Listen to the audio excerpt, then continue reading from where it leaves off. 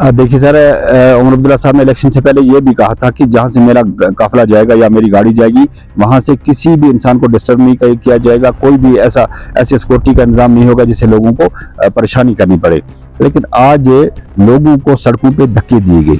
ऐसा नहीं कि वो पुलिस ने या सीआरपीएफ ने जानबूझ के किया, उनको डायरेक्शन ही ऐसी थी। और मैंने लोगों को ऐसे धक्के खाते हुए देखा जो मोहब्बत से प्यार से आए थे, हम अपने सीएम को देखेंगे, उनको सिक्योरिटी फोर्स वालों ने धक्के देकर घसीट के सड़कों से दूर किया, उनके साथ बात नहीं करने दी। ये वही उमर अब्दुल्ला साहब जिन्होंने ये वादे किए थे कि मैं जहां भी जाऊंगा अपने लोगों के साथ बात करूंगा, लोगों के साथ मिलूंगा।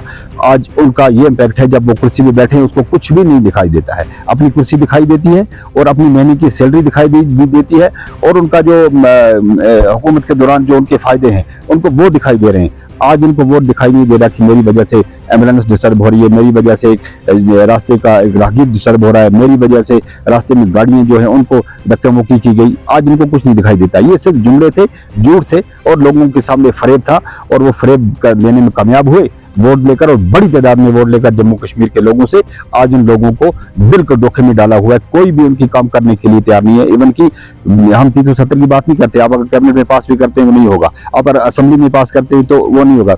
लेकिन आप कैबिनेट में बेरोजगारी पॉलिसी ला सकते हैं, आप कैबिनेट में बिजली फीस का मसला जो है उसका कर्जा जो लोगों को खत्म करने के लिए वो पॉलिसी ला सकते हैं, आप कैबिनेट में वो मसाइल ला सकते हैं जो यूटी गवर्नमेंट के हद अख्तियारात में है। जो यूटी गवर्नमेंट के हद अख्तियारात में नहीं है तो हम भी समझते हैं कि वो आपके हद अख्तियारात में नहीं है, लेकिन यूटी के अंदर जो चीज आप कर सकते हैं आप तो वो भी नहीं कर पाते।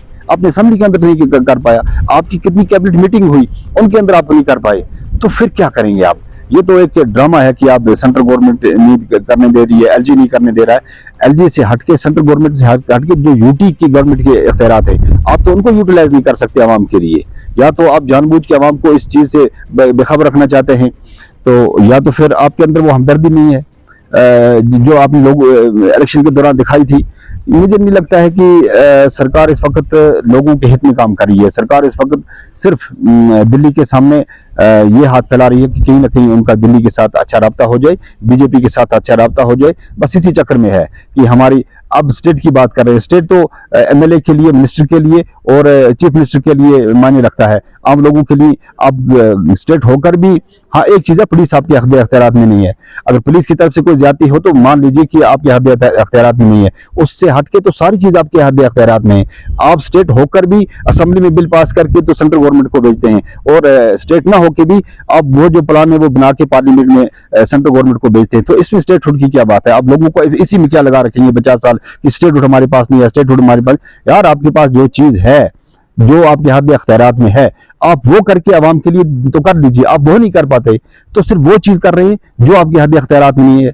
हम कहते हैं जो आपके हद अख्तियारात में है वो कर दीजिए। बिजली फीस, आप कैबिनेट में एक पॉलिसी ला सकते हैं कि भाई जो अभी लोगों पे कर्जा है इस कर्जे को माफ करके तुम नई पॉलिसी रखें, ताकि एक महीने के बाद जिसका खर्चा होगा बिजली का वो पुलिस के जरिए आप ले सकते हैं। लेकिन आप अभी इस मुकाम पे नहीं पहुंचे हैं कि जिन पे कर्जा है, अगर एक गरीब आदमी पे 1 लाख का कर्जा है, उसमें ज्यादा अगर डंडा लगाएंगे उसके सर पे तो उसे 10,000 निकलेगा, और 10,000 से ना तो उसकी बिजली फीस जो है वो खत्म हो सकती है, ना सरकार को रेवेन्यू आ सकता है। आपको इस पे पॉलिसी लानी है, आपको इस बेरोजगार नौजवान पे पॉलिसी लानी जो डिग्री करके बैठा हुआ है, आपको इस बेरोजगार के लिए पॉलिसी लानी है जो इस वक्त बेरोजगारी का शिकार है, आपको इस पे पॉलिसी लानी है कि जो इस वक्त मुसीबत का शिकार है, आपको इस पे पॉलिसी लानी है जो पीएससी के तहत अंदर बंद है, वो होम मिनिस्ट्री के साथ आपने वो मसला टेकअप करना। आप उन चीजों पे बात ही नहीं करते, आप उन चीजों पे बात करते हैं कि जो स्टेट का मसला है, जी हमारे पास स्टेट हुड नहीं है। यार, आपके पास स्टेट हुड नहीं है, वो पॉलिटिकल मसला है, जब सेंट्रल गवर्नमेंट चाहे आपको दे सकती है। लेकिन आप उन चीजों की तरफ लोगों की तवज्जो, लोगों के दिमाग को डाइवर्ट करना चाहते हैं आप, कि लोग इस चीज से हटके इस चीज की तरफ पड़ रहे हैं। अब सबके लोगों में ये ज़हन में है कि स्टेट हुड इसी वजह से नहीं हो रहा। जनाब, स्टेट हुड के बगैर भी आपके पास जो अख्तियारात है आप जो कैबिनेट में कर सकते हैं वो कर लीजिए। जो आपके पास नहीं, जो स्टेट हुड के दायरे अख्तियार में, आप पुलिस के साथ नहीं छेड़ सकते, उसके बगैर तो आप सब कुछ कर सकते हैं। तो फिर भी आप करने के लिए तैयार नहीं है, कुछ नहीं है आपके पास। लेकिन आवाम के साथ मिलने का तो आप मीडिया को तो मिल सकते हैं।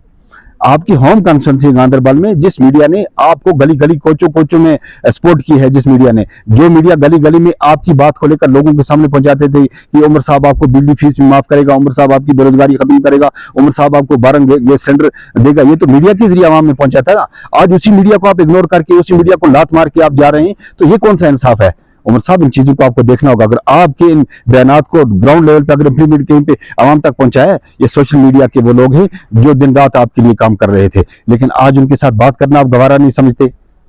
आप इनके साथ अगर बात करना गवारा नहीं समझते तो आम लोगों की तो बात ही नहीं। आम लोगों को तो आज हमने धक्के खाते हुए देखा यहाँ पे। आम लोगों को तो यहाँ पे सिक्योरिटी फोर्स ने घसीट घसीट के रास्ते से, सड़क से हटाया है। आपका वो वादा कि मेरी वजह से कोई ट्रैफिक में खलल नहीं पड़ेगा, यहाँ तो पहले से ही सारा सिस्टम जाम करके रखा हुआ था आपकी वजह से। तो ये सारा जो सिस्टम है ये लोगों को गुमराह करने के लिए, ये सरकार फेल हो चुकी है, इनसे कुछ नहीं होगा। बेहतर है इनको कबल अज़ वक्त इस्तीफा दे देना चाहिए और दोबारा इलेक्शन करना चाहिए कि इस वक्त जो है लोग क्या चाहते हैं। अगर आप में दम है, आप विद इन 2 मंथ्स पंचायत का और अर्बन लोकल बॉडी का इलेक्शन करके देख लीजिए कि आप लोग कितने पानी में हैं और आप लोग कितने लोगों में आपकी साख्त जो है वो मजबूत रह चुकी है।